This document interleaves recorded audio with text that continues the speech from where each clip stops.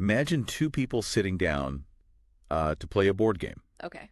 And one person is playing chess.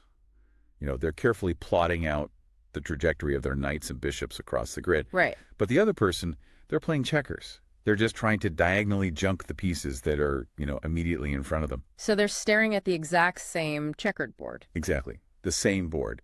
But the rules, the acceptable movements, the ultimate goal of the game, they are completely different. Yeah, and because they don't realize they're actually playing two entirely different games, every single move the other person makes feels like a blatant, infuriating violation of the rules. It's just a recipe for guaranteed frustration. Endless arguing. Yeah, and that fundamental disconnect, that feeling of two sides looking at the same board but playing by completely different rules, that is the perfect way to understand what we're doing today. It really is. Because in this deep dive, we're exploring a pretty dense but highly fascinating academic paper by Mark Bates. It's called Dismantling Islamic Apologetics, a biblical, theological, and historical critical guide for Christian polemics.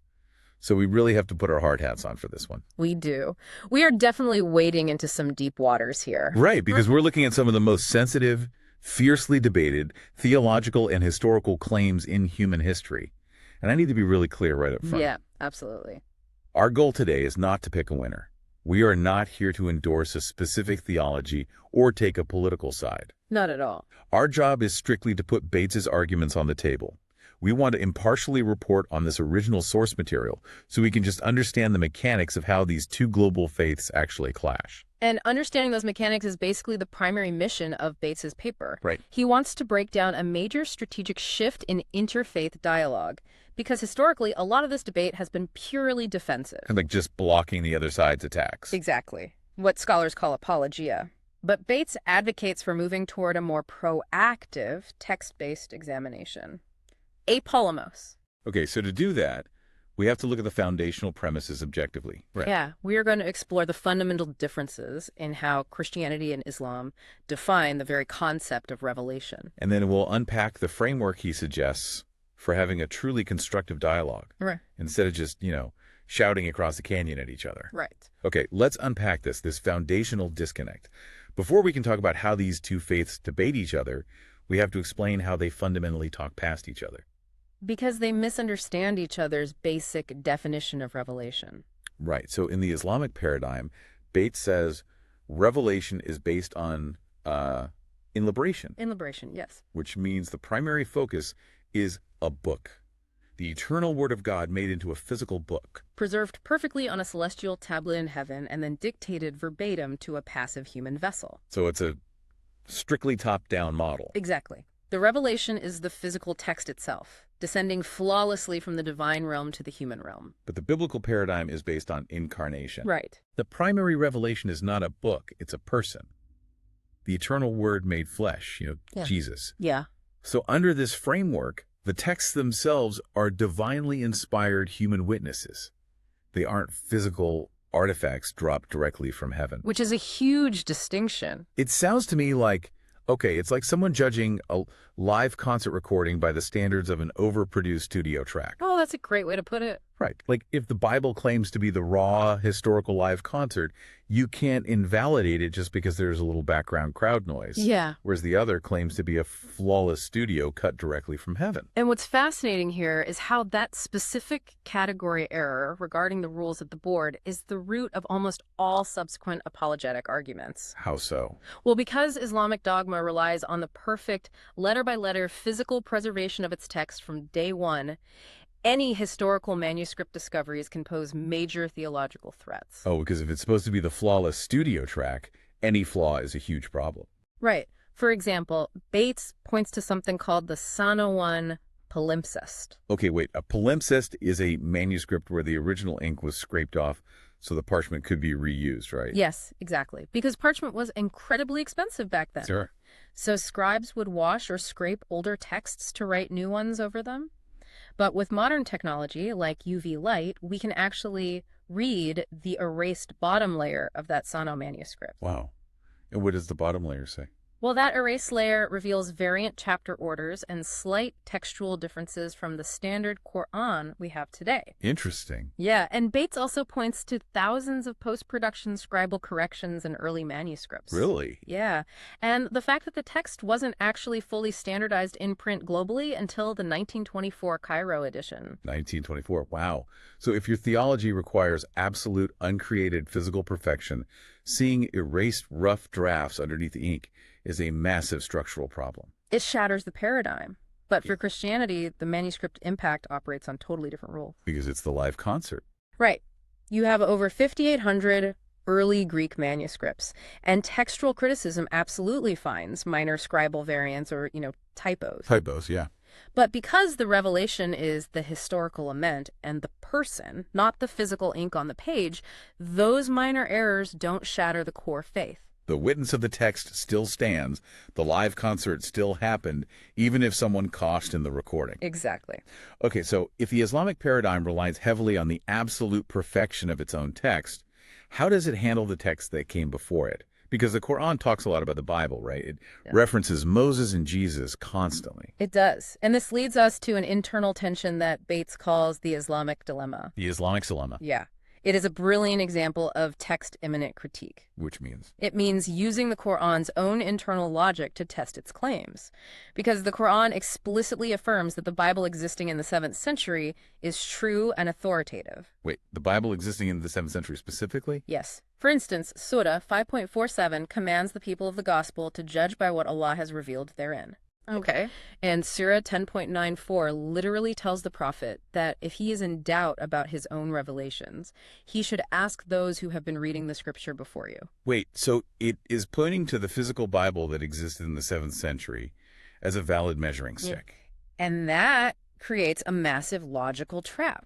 I can see why. Because we have actual physical Bibles from before the 7th century, like the Codex Sinaiticus, sitting in museums today. Right. If that 7th century Bible is perfectly preserved, then its core doctrines, like the Trinity and the crucifixion of Jesus, are historically documented right there. Which means the Quran's later denial of those things is wrong. Exactly. But if that 7th century Bible was already corrupted by the time the Quran was written, then the Quran is actively commanding its followers to seek guidance from a forged, corrupted text. Oh, wow. It's a complete lose-lose scenario based on their own internal operating system. Yeah. So how did historical Islamic scholars deal with a trap like that? Well, early commentators in the 9th century, like a highly influential scholar named Tabari, they claimed the physical text of the Bible was perfectly fine. Oh, really? Yeah, they argued the corruption was merely in how Christians interpreted the meaning. They called it corruption of meaning. Okay, so the text is good, you guys are just reading it wrong. All right, but fast forward to the 11th century, and a scholar named Ibn Hazm realized that simply blaming bad interpretation didn't solve the problem. Because the actual text still says what it says. Exactly. The written Gospels irreconcilably contradicted the new Islamic theology. So he popularized a radical new idea. Which was? Wholesale physical forgery. He argued the physical biblical text itself had been maliciously altered and rewritten by Christians and Jews. Wait, hold on. You're telling me that for hundreds of years, early scholars said the physical books were fine, and then suddenly one guy in the 11th century says, actually, they're entirely forged. Yes. How did anyone accept such a massive pivot 400 years later? Well, Bates frames Ibn Hazm's shift as a necessary strategic maneuver. The internal tension was simply too high. Because of that Islamic dilemma. Right. The original text created a dilemma by validating earlier scriptures, so the later theology had to adapt to explain away the physical evidence of the Christian Bible that contradicted them. It was a survival mechanism for the theology. Exactly. Okay, so instead of just pointing out this 400-year gap defensively, Bates suggests going on the offense with a constructive dialogue approach. Building internal bridges, he calls it. Yes. It's like learning to speak their theological language. You aren't just translating words. You're using their own foundational texts and native building materials to prove your point. And taking the claim of Jesus being divine is a perfect example of this constructive approach. How so? Well, Bates points out that modern critics often demand a quote where Jesus explicitly says, "I am God, worship me," in clear 21st century English. Right, which you're not going to find verbatim like that. No, because Jesus spoke in first century Jewish idioms. At his trial, he claimed the cloud writing prerogative from the Book of Daniel. The cloud writing prerogative. Yeah, which in that culture was an authority reserved exclusively for Yahweh. Oh, okay. He also used the divine covenant name from the Book of Exodus before Abraham was, I am. Right. The Sanhedrin, the ancient Jewish court, understood exactly what he was saying. Claiming to be a human political messiah wasn't a capital offense under Jewish law. But claiming divine enthronement was. Yes. That's why they charged him with blasphemy. But how do you bridge that first century Jewish context to Islamic texts in a conversation today? Yeah. Because they're not going to just accept the Sanhedrin's interpretation. Right. So Bates builds the bridge directly from the Quran. Okay. The Quran itself refers to Jesus using unique, highly elevated titles. It calls him the Word of Allah and a spirit from him. The word of Allah. Those sound like divine, uncreated attributes, not just titles for a regular human prophet. They do. And Bates brings up the burning bush to explain this, which I found fascinating. Yeah, that's a great point. Because in the Quran, in Surah Taha, God speaks directly to Moses from a physical bush on earth. Yes. So you were literally using the burning bush to explain the incarnation. Exactly.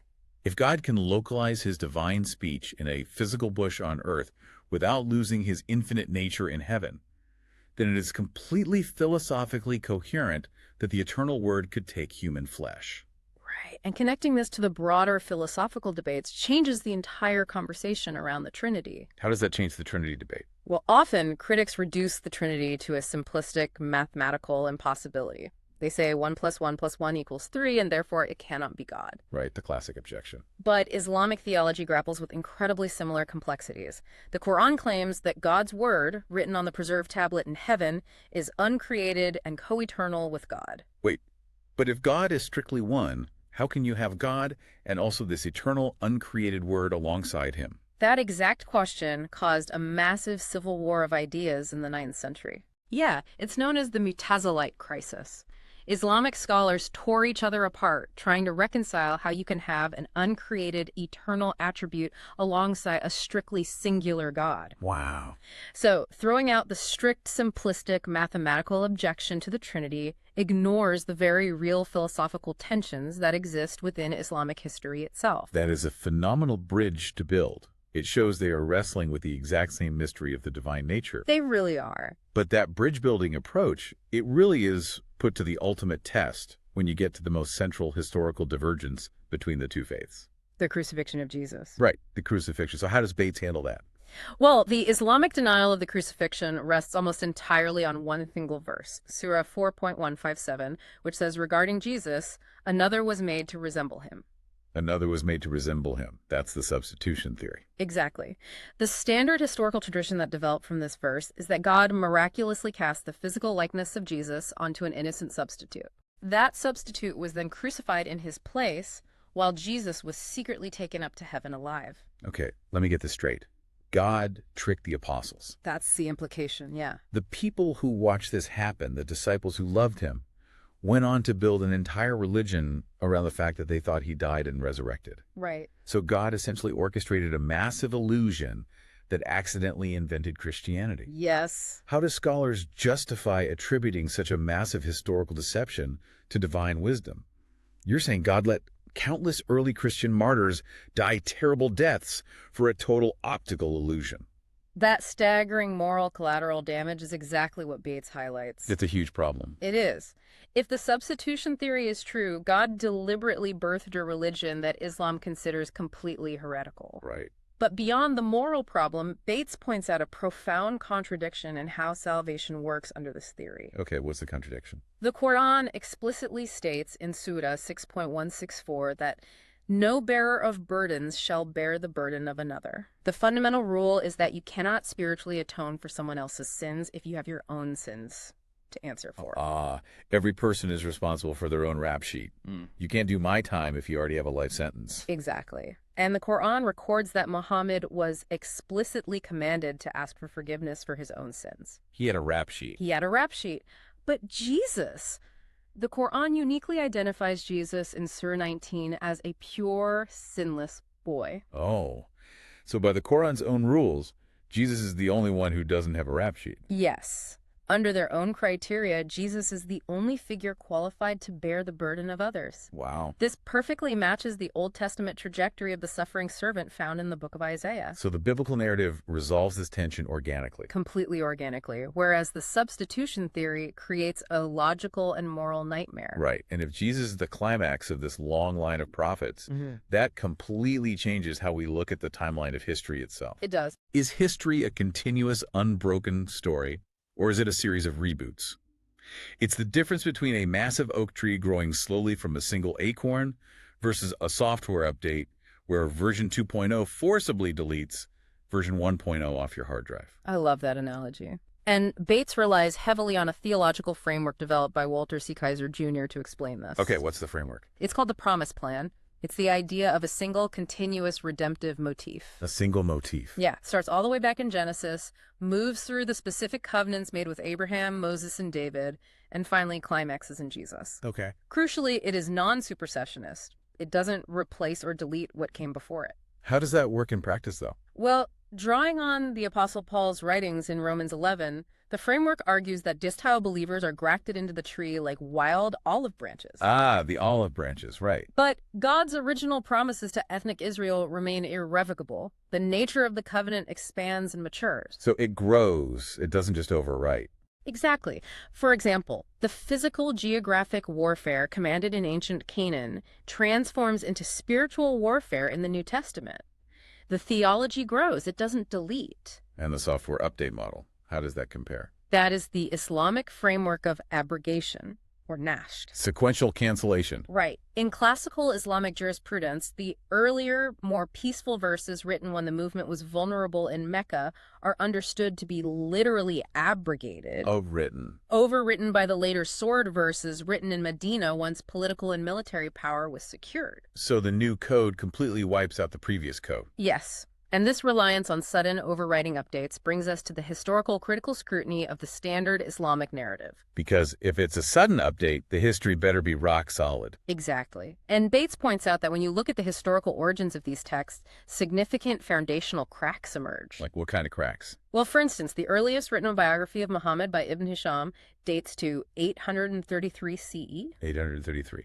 That is over 2 centuries after the events supposedly happened. Right. Imagine trying to write a flawless, universally accepted history of the American Revolution today, using only oral stories passed down through families. With 0 written documents from the 1770s. Yeah, it's inherently shaky ground for an infallible claim. Especially compared to the New Testament, which was written within the 1st century by eyewitnesses or people interviewing eyewitnesses. Absolutely. But what about the geographical evidence? Because Bates talks about that too, right? He does, and there are massive geographical anomalies in the text itself. The Quran describes a local sanctuary surrounded by lush vegetation, fruit trees, and olive trees. Okay, but Mecca is a desert. Exactly. That agricultural profile perfectly fits the Mediterranean Levant, but it completely contradicts the hyper-arid, barren desert reality of ancient Mecca. Right, all the trees don't grow in a barren desert. No, they don't. Furthermore, there is a massive ongoing debate among scholars regarding the original direction of prayer, known as the Qibla. The Qibla debate, yeah. A researcher named Dan Gibson argues that the archaeological footprints of the earliest mosques actually pointed toward Petra in Jordan, not Mecca. Wow, Petra. But that's heavily contested, right? Fiercely contested. Yeah. Scholars like David A. King argue that those early wonky orientations are better explained by folk astronomical methods used by early builders. So it's not precise math pointing to Petra, it's just early builders doing their best with the stars. That's King's argument, yes. So why does that Qibla debate even matter for Bates's overall argument? Because if the earliest mosques pointed somewhere other than Mecca, or if the earliest descriptions of the holy city feature plants that don't grow in Mecca, it suggests that the standard narrative of Islam's origins was a slow geographic and political evolution over centuries. Oh, I see. It utterly shatters the paradigm of an instantaneously perfect, flawless revelation dropping from the sky on day one. Wow. It's all about looking at the foundation. It really is. You know, whether you are prepping for a theological debate, or you are just insanely curious about ancient history, understanding the premise of an argument is the ultimate shortcut to being well-informed. Absolutely. Engaging with these deep texts isn't just about throwing historical facts at each other. It's about understanding their foundational operating systems. Right. Are we dealing with a book or a person? Exactly. Yeah. Are we looking at a promise plan that organically grows, or an abrogation system that violently overwrites? Once you know how the other person's board is set up, you can actually find those internal bridges for constructive dialogue. And it shifts the entire conversation from defensive posturing to mutual comprehension. Yeah. You stop arguing over the checkers moves and start discussing the rules of the board itself. It's fascinating. We've talked so much today about how these texts view each other and how modern scholars analyze their historical footprints. But, imagine being a 7th century listener, Okay. sitting in a bustling market, hearing these vast claims side by side for the very first time. If the biblical promise plan relies on a 2,000-year continuous thread of human memory, suffering, and verifiable history, what happens to human psychology when an entirely new, supposedly uncreated text drops from the sky claiming to instantaneously overwrite everything your ancestors knew? That's a huge shift. It is. In a modern world obsessed with instant digital updates constantly overriding our own past, maybe this ancient battle for the ultimate version of truth is more relevant to our daily lives than we realize.